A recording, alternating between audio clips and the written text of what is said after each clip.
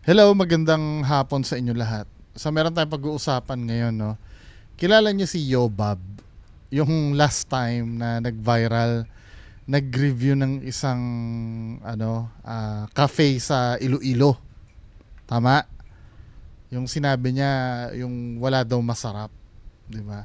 Ulitin nga natin yung yung video ni Yobab para maano natin, no, malaman natin yung punot dulo. Hello guys, so nandito kami ngayon sa Iloilo. Siyempre mahilig kami sa mga coffee shop. Yes. Nag-try kami dito sa coffee break. Dami.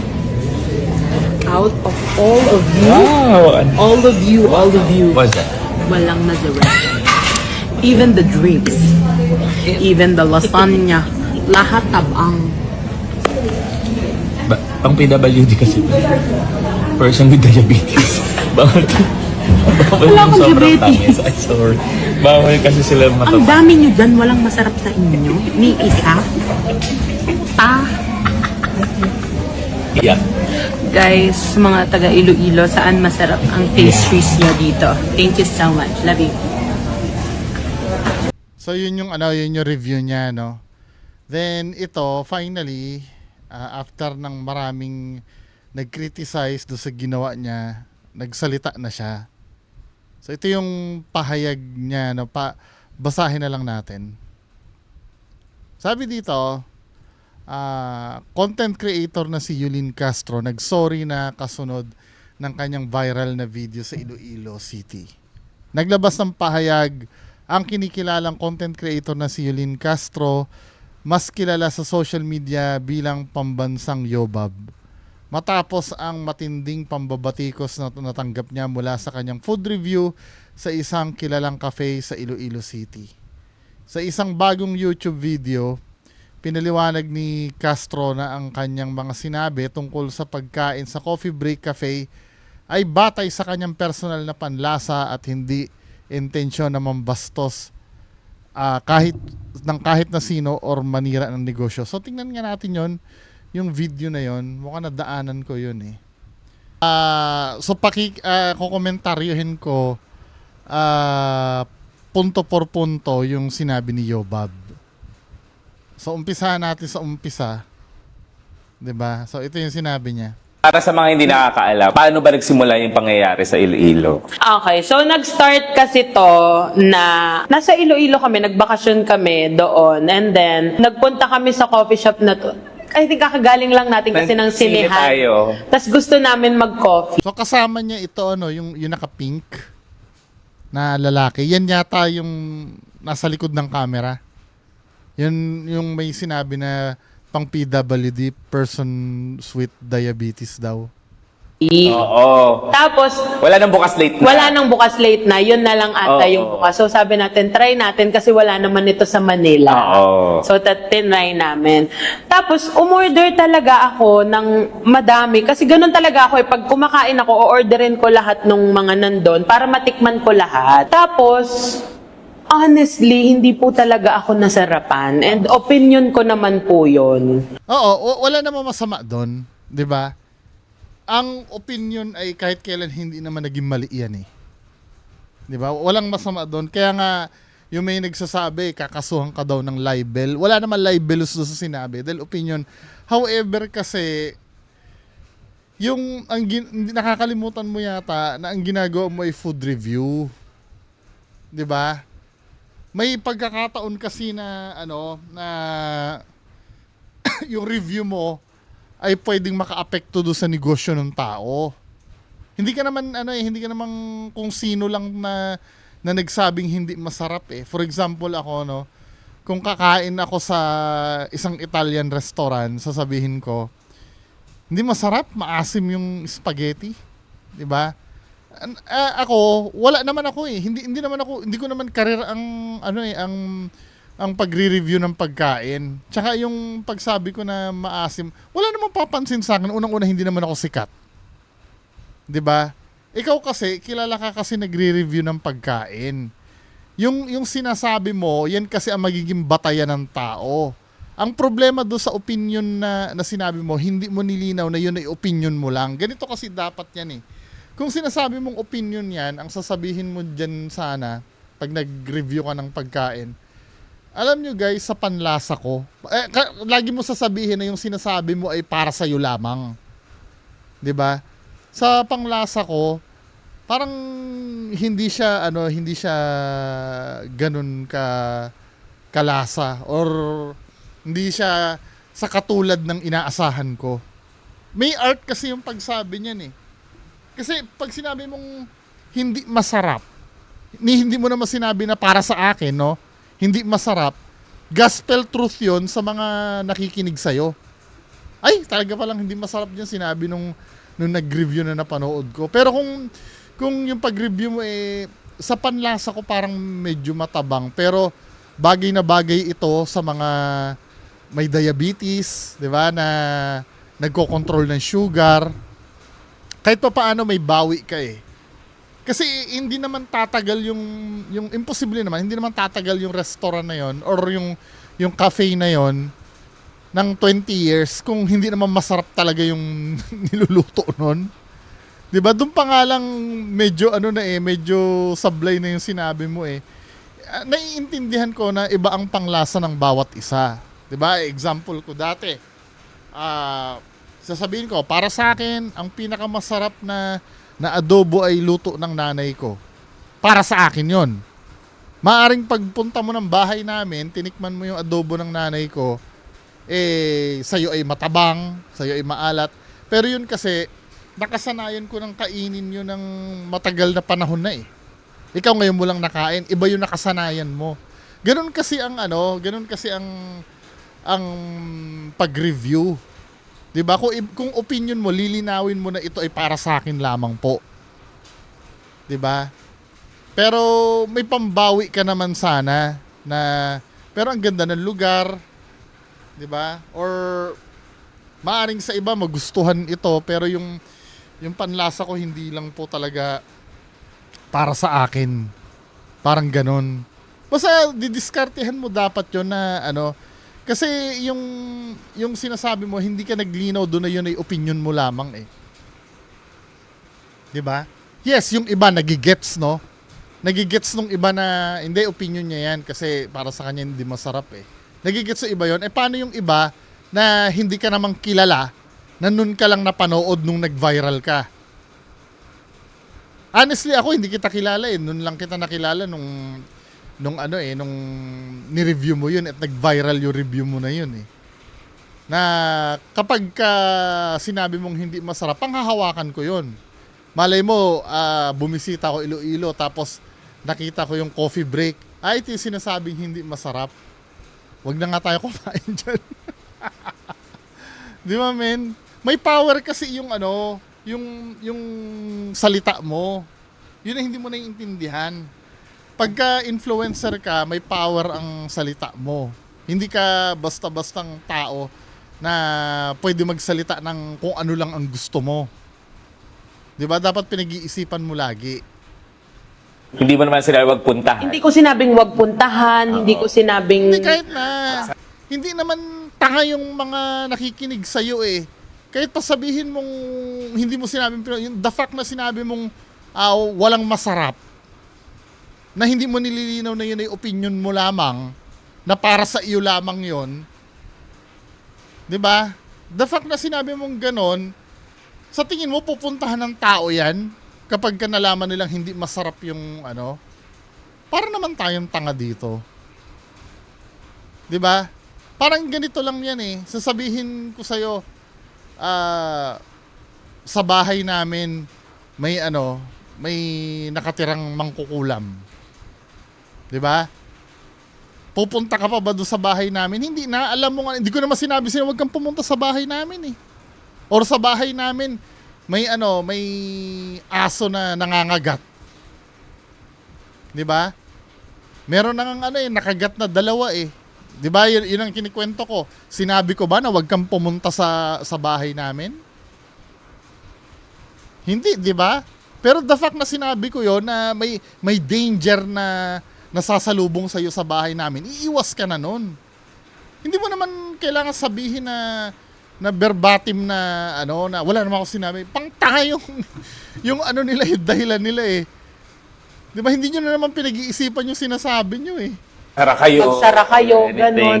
At saka, about doon sa pagmumura kasi, yun kasi yung inaano nila sa akin. Main issue eh. Main issue nyo is nagmura ako doon sa pagkain. Minura mo daw yung food. Hindi ko po minura yung pagkain, yung Staff. yung staff. Pero ang dahil yung ka- wait lang ha, pero ang dahilan kaya ka nagmura ay dahil dun sa nakain mo. 'Di ba? Ang dahil ginagawa naman tanga nito yung hindi na lang kung ako sa inyo kesa magsalita kayo ng mga bagay na hindi nyo pinag-isipan, mag-sorry na lang kayo, yun na lang. Kasi nagdadahilan, pwede naman kayo magdahilan, no? Kung talagang pinag-isipan nyo yung dahilan nyo. Pero yung dahilan nito, yung dahilan ng parang pangtanga, di ba? Lalo lang kayong kaiinisan ng tao. Hindi ba kayo, wala bang social media manager to na, na maggagay dito ng sasabihin? Ginagawa nyo naman tanga yung mga tao. yung pagkain, Yes, gets ng lahat yun na hindi mo minura at expression. Pero ang tanong doon, bakit ka napamura? Dahil saan? Dahil din sa pagkain. Dahil dun sa hinain sa'yo na pagkain. Para naman tayong tanga nito. Ang sablay-sablay naman ng mga ng mga dahilan mo. yung Staff. yung staff, yung cafe, wala akong minura. Expression ko lang po talaga yun. Well, gets ko po sa mga hindi na Okay, sige. Expression mo yan. Gawin mo yan sa school. Let's say, simpleng estudyante ka, nandyan yung teacher mo. Gawin mo yan. Yung expression mo na yan. 'Di ba? Or sa kahit anong bahay, bisita ka sa isang bahay, kumain ka doon, ganyanin mo. I dare you. 'Di ba? Pagago tayo ng pagago ng ng dahilan eh. nakakagets ng humor ko. Naintindihan ko po yung frustrations na naramdaman nyo kasi hindi nyo nga po pala gets yung humor ko. Akala ko po kasi lahat nagigets na yung humor ko, lahat ng followers ko. So, Tapos nakangiti pa to, Di ba? Aka-insulto lalo eh. Pambobo yung dahilan. yun, doon ako medyo nag-lean sa, gets naman ako ng supporters ko eh. Oo. Tsaka So, kasi nga, wala. Yun ang masama kasi. 'Di ba? Hindi porkit marami kang supporters, lagi ka na lang iintindihin. Kapag ka mali yung ginawa mo. 'Di ba? Syempre hindi naman kahit na supporter mo 'yan, alam pa rin ng mga 'yan ang tama at mali, hindi ma-robot yung mga 'yan. Na kung ano yung gawin mo, isasakyan na lang. 'Di ba? Saka naman seryoso ang eh. Tsaka yung Light lang talaga yung pangyayari niya. Super light. Super lang light. naman. Tapos para lang, Magkakabarkada lang ba na magkakabarkada lang na nag-uusap lang dun sa cafe about dun sa experience nyo. Ang problema kasi vinidyo nyo eh. Yes, nagigets ko 'yon. Kung kayo ang nag-uusap, walang problema naman talaga doon. Kaya lang kung private yung pinag-uusapan yon, kahit na kahit na let's say tayong dalawa nag-uusap tayo regarding sa isang tao, sasabihin ko, alam mo ba yan si Pedro, parang wala akong tiwala dyan eh. Mukhang magnanakaw eh. 'Di ba? Kayong dalawang nag-uusap, nagkakaintindihan kayo na wala namang masama yun, pinagkikwentuhan nyo yung isang tao eh. Pero kung pag nag-leak yung pinag-usapan nyo, iba na ang dating nun. Or halimbawa, yung kwentuhan nyo na yan na sinapubliko nyo, hindi na kayo ang nag-uusap nun. Sinama nyo na yung audience nyo. At ilan ba ang audience mo nun? 'Di ba? Sa food. Oo. Tapos ang kinaibahan lang, may video lang yung sa Exactly. Yun na. Exactly, yung video kasi, yun. Tapos in-upload nyo pa, di ba? Hindi na pang barkada yung ano nyo, yung usapan nyo. Ewan ko ba dito bakit ang tanga-tanga ng mga dahilan nila. Hindi nag-isip ng maayos to. Kung ako sa'yo, nag-apologize ka na lang sana, hindi ka na lang sana nagdahilan eh. Well, inuulit ko, pwede namang magdahilan kung yung dahilan mo ay para maintindihan ka talaga ng tao. Pero, hindi ka maintindihan nito, men eh. Kasi sablay-sablay yung mga dahilan mo. Di ba? Parang nilalaban mo pa rin. Alam mo na nga nagsusorry ka, kaya ka nagsorry dahil alam mo nagkamali ka, pero ilalaban mo pa rin. So, ayun, doon nagsimula. May mga nagtatanong bakit ka ba daw pumunta pa sa Iloilo? Ano ba daw ginagawa mo doon para lang manira ka daw ng pagkain, mga ganyan. Okay, so ito yung kwento kung ba't ako nasa Iloilo. Oo, ayan. First is, kami talaga magbabarkada, pinag-usapan namin. Well, sa mga nakakakilala sa amin, alam nyo naman na lagi kaming nasa ibang bansa.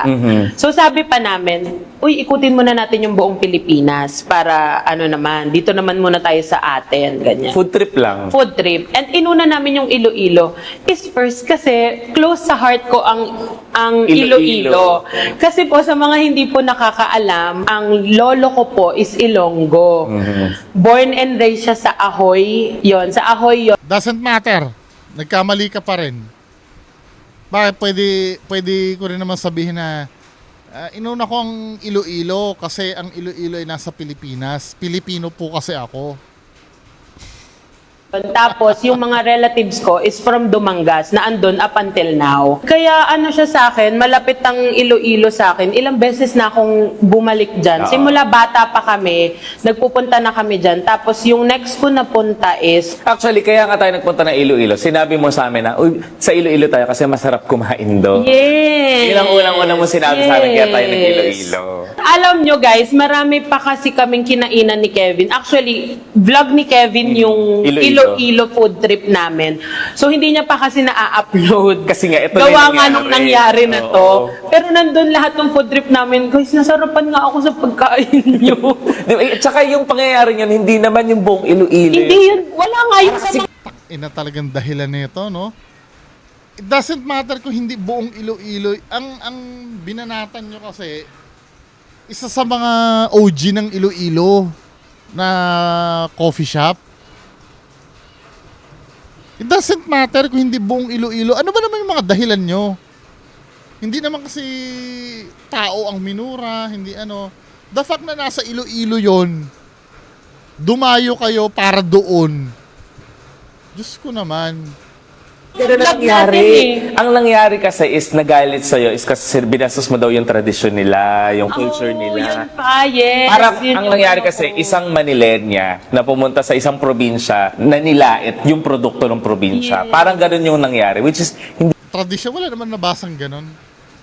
Di ba? naman talaga. Hindi po ganun yung minimin ko doon sa video na yun. Ano lang po yun, hindi lang talaga ako nasarapan and hindi ko po kine-claim yung sarili ko na food yan. vlogger, Oh. food critic. Kahit na the fact na na influencer ka, kilala ka na kumakain, marami kang followers, syempre iisipin, lalo na't mataba ka pa, iisipin yung mga yan, bihasa ka sa pagkain. Sablay na naman, ano ba? Kung hindi ka food vlogger, puro lamon nga yung napapanood sa'yo. Ano pa bang vlog mo nang hindi ka kumakain? Meron naman siguro, no? Pero doon ka kilala eh.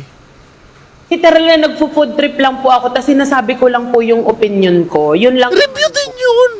Food vlogging din yun, ano ba? Ang dami na nagtatanong, para saan mo ba pinost yung video? Kasi out of nowhere, nag-post ka ng ganun, di ba? Parang pinost mo ba daw yung video for clout? Pinost mo ba yung video Hindi para naman, lang... hindi naman siguro. Nagkataon lang na hindi niya alam yung yung pinagsasabi niya doon. Hindi niya alam na sasablay. pagkakitaan. Diba? Pagkakitaan mo. Then, yung pagkakitaan, kasama na yun eh. Di ba? alam naman natin na hanap buhay niya talaga ang social media. Alisin na natin yung argument na yun. 'Di ba? Whether good yung sinabi niya doon or bad, pinagkakitaan niya pa rin. 'Di ba? I don't think na ginawa niya yun para mas marami ang kita. Hindi naman siguro. 'Di ba? Pa daw yung And pinost ko siya kasi, guys, kung sa mga nakakakilala sa inyo sa akin, ever since, di ba doon nga ako nakilala? Oo, mag-honest. Doon ako nakilala. Tapos hindi naman ako talaga lagi, hindi naman yun yung lagi kong content. Ah. Alam nyo naman na gano'ng ka-random. Kahit tignan nyo yung TikTok ko, sobrang random ng lahat ng pinopost ko doon. So, random siya. Kaya hindi siya yung video na nagawa out of hate. Like, sobrang random talaga. I do agree naman. Mukha namang hindi. Talagang purely na nagkamali lang talaga siya. Ganong video. Nagtatanong ka lang saan tayo. Nagtatanong lang ako kung saan may masarap kasi hindi ko nga po nagustuhan yung doon sa coffee shop na yun. Inulit niya pa eh. Nagtatanong ka parang kumbaga, saan ba dito yung kumbaga authentic Yes. product? Saan may masarap na pastry? Oo. Kasi nag-crave tayo nun sa pastry, I remember. Diba? Kaya lang sarado na yung Tios noon. Yung Tios Oo. yung balak natin eh. Uy, pinuntahan natin yun. Tapos sarado Sarado sila. na ulit, oh. Alam ng mga staff yun doon. Kaya Kasi nga nagtanong eh. pa tayo nun eh. Kasi kaya ka lang naman nagpo-post, naalala ko kinukwento mo sa akin, kaya ka lang nagpo-post ng gano'n. Ang dalas natin mabudol sa TikTok. Pag naghahanap tayo ng makakainan sa TikTok, ayan, kainan natin, sabi dito masarap. Pagdating natin, hindi naman pala Hindi masarap. masarap. Diba? Parang kumaga paid lang sila, kaya nila pinost, kahit hindi naman talaga masarap. At saka alam mo kung sinong kumita dito, yung mga nakisawsaw na creators. Kasi wala naman sa Facebook yung video mo. Hoy! Ayan na naman eh, no? Isisisi na naman nila doon sa mga nakisawsaw. 'Di ba? Unang-una ko hindi pumalag yun ni-review nyo. Hindi magiging big deal to eh.